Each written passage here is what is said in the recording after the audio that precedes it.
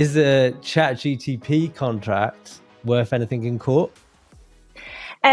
Great question. Yes and no, I think is the simple answer. I would say, I mean, listen, for sure, founders are, they're turning to AI for help with their legals. Founders are very clever. AI is extremely quick and it's really cheap. So there's certainly no reason why, they wouldn't think that actually they could just kind of DIY it with the help of AI. AI contracts, yes, they do stand up in court, assuming that the drafting of them is clear enough that there's nothing ambiguous. I mean, sometimes, and this is kind of one of the reasons why I would say, AI is great as a starting point, but you probably still need to at least consult a lawyer at some point before, just get final sign off. And the reason for that is if you're, going to ask ChatGPT or whatever to draft a contract for you, you might not necessarily have enough expertise in those kinds of contracts to be able to spot where there's any sort of misdrafting, ambiguity, or conflicts in the drafting. And those are the kinds of issues that can either make the drafting lopsided, not in your favor, for example, or even worse, make the drafting kind of so ambiguous or with so many kind of conflicts in the terms throughout the document that it ends up being unenforceable.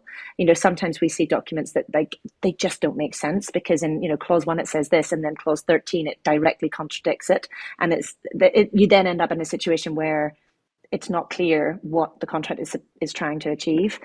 And so yeah, I mean, for sure, AI is absolutely great, and there's I think it's great that clients, founders, companies are trying to kind of certainly use AI to educate themselves in legal principles and legal concepts. I think that makes life for lawyers a lot easier when you then have a client come to you and say, I understand this and I've read around this, or I've researched the headline issues on this, or maybe even I've used ChatGPT to prepare this sort of first draft of this document.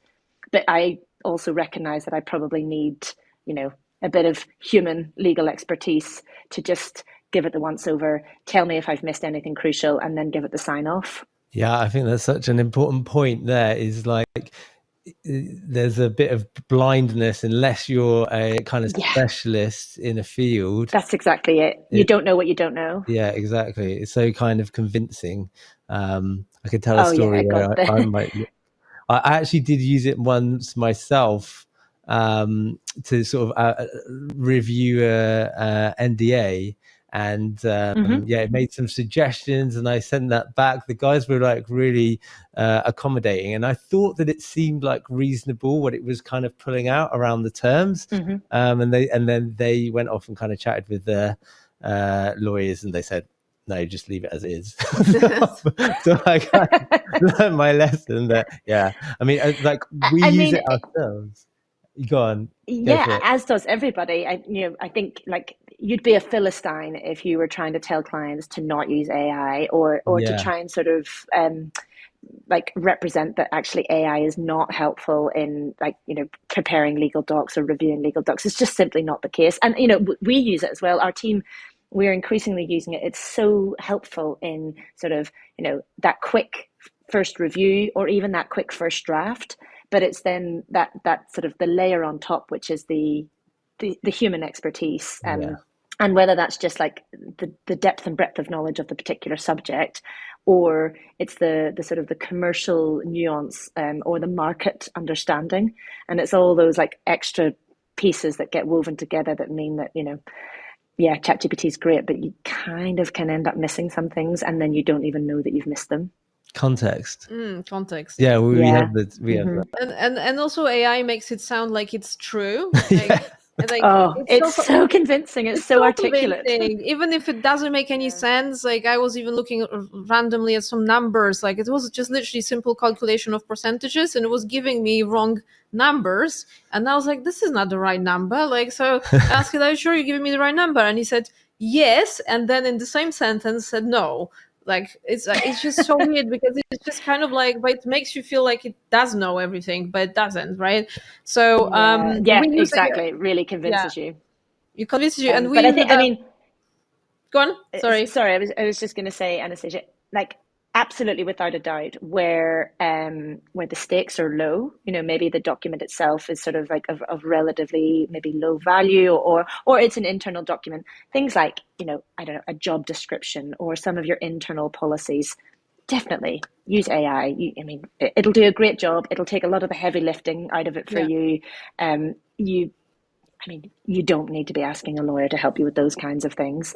But when the stakes are much higher, or when the drafting is a bit more complex, or in particular, when you're then sort of looking at anything that's kind of like fairly like regulatory heavy or legislation dependent, I think at that point, then yes, AI can kind of be used as the starting point, but you probably then need to bring a lawyer in. And examples of that are when you're negotiating your documents with your investor, or maybe even like, for example, you're putting in place a share option scheme, and you've used AI to help you understand what vesting and leaver provisions actually mean, but then to draft them, maybe that does the first cut for you, but a lawyer should probably do the final review.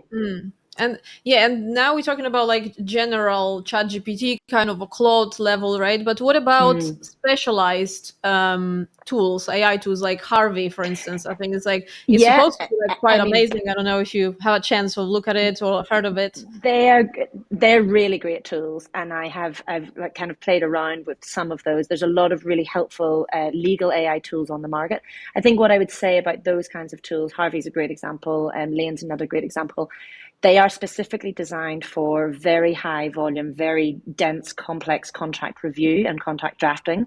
And, they're sort of, I mean, I don't know off the top of my head, but I imagine they're not cheap tools. So they're not really designed for early stage companies to just do their own sort of like basic drafting. But again, they are a little bit more specialist, but I guess they sort of still have the same sort of drawbacks, which is you don't, if you're not able to ask it exactly the right sort of prompt and put in the right kind of information in the beginning, then you won't be able to spot where it has produced something that is sort of slightly skewed or maybe kind of gone off in a slightly wrong direction, because you won't necessarily understand the error in your own input or your own prompt. And who is kind of because I understand if somebody uses ChatGPT to create a contract, obviously OpenAI is not going to be liable for anything. Absolutely not. But what about like if you have specialized tools like Harvey, who is then liable if it produces like bad output? It's a great question. I actually don't know. I haven't sort of gone into the T's and C's of Harvey well enough to understand, but I would make a sort of a fairly educated guess that they would have a lot of disclaimers in there that say, we can help you. Like the tool is designed to sort of produce, like well-informed drafts, but it's not designed to be actual reliable legal advice. I mean, legal advice that you can stand behind, or indeed that you can kind of bring a claim against your lawyers for. That's why we have pretty expensive professional indemnity insurance. And I'm not sure that you would necessarily be able to sue Harvey for that. I mean, the thing with contracts and their enforceability, a contract can just be a conversation or a sort of an email or a WhatsApp exchange between two people. It doesn't actually, in order for it to be a legally binding contract, it's certainly in the UK, it doesn't need to be drafted with any degree of formality or sort of like a specific complex drafting. But of course, the question about whether it's enforceable will come down to sort of certain contractual principles. Was there a contract there in the first place? But I think the bigger issues with using ChatGPT in kind of like a legal setting are more around, for example, and this is certainly, I mean, we sort of see these like headlines in the news where the AI tool is hallucinating, and then maybe sort of, for example, it brings in kind of made up case law to support a particular argument or whatever that might be.